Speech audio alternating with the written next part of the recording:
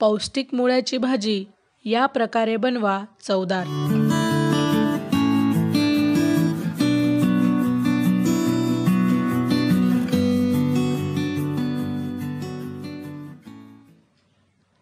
नमस्कार, cooking pair या YouTube चॅनलवर आपले सहर्ष स्वागत। आजच्या व्हिडिओमध्ये आपण पाहणार आहोत मुळ्याची भाजी रेसिपी। हिवाळ्यात बाजारात मुळा मुबलक प्रमाणात उपलब्ध असतो। लोक सलाड किंवा पराठ्यांमध्ये मुळ्याचा वापर करतात, पण मुळ्याची भाजी ही खायला खूप चविष्ट असते। मुळ्याची भाजी बनवण्यासाठी फारशा गोष्टींची गरज नसते आणि ती खूप चविष्ट लागते।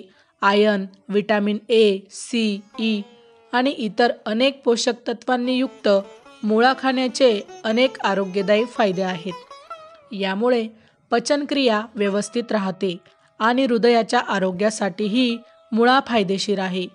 आज या भाजीमध्ये मुळ्यासोबतच मुळ्याची पाने देखील वापरणार आहोत। चला तर मग जाणून घेऊया मुळ्याची भाजी कशी बनते।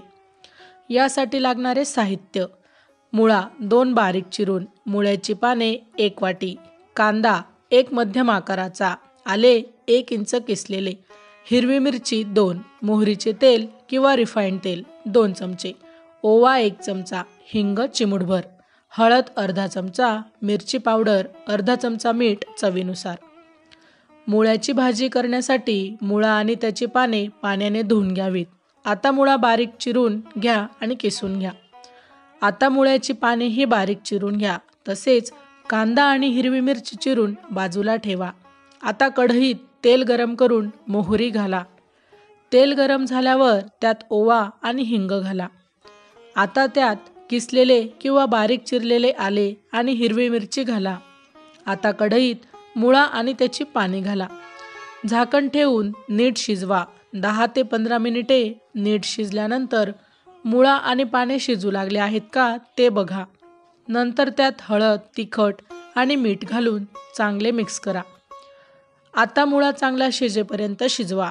भाजी शिजली की गरमागरम पराठा किंवा फुलक्यासोबत सर्व्ह करा।